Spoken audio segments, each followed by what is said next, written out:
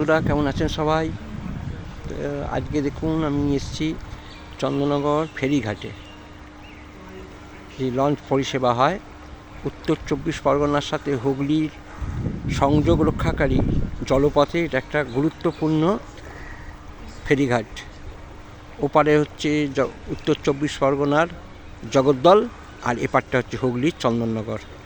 আর এই যে দিকটা দেখাচ্ছি এটা হচ্ছে আপনার একদম পূর্ব মিদনাপুর, কাটোয়া, ব্যান্ডেল হয়ে একদম ফারাক্কা চলে গেছে এদিকটা।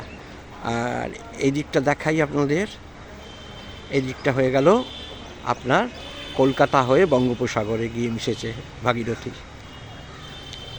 এখান থেকে প্রতি 15 মিনিট অন্তর লঞ্চ পরিষেবা চালু হয়।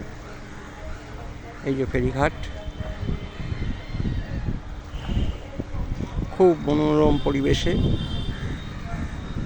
এই ফেরিঘাট। আর এটা একটা দ্বিতীয় ফেরিঘাট করে রাখা হচ্ছে জগদ্ধাত্রী পুজোর সময়, যখন প্রচুর মানুষের ভিড় বেশি হয় তখন ওই ফেরিঘাটটা ব্যবহার করা হয়।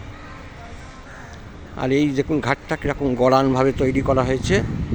এই ঘাটটায় একসাথে 4টে পাশাপাশি জগদ্ধাত্রী ঠাকুর বিসর্জন দেওয়া যায়।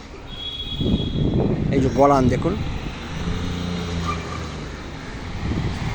এই হচ্ছে আমাদের চন্দননগর ফেরিঘাটের ইতিহাস, আপনাকে জানালাম। যদি ভালো লাগে কমেন্টে একটু জানাবেন।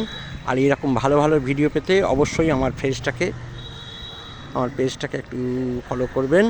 নমস্কার, সবাই ভালো থাকবেন।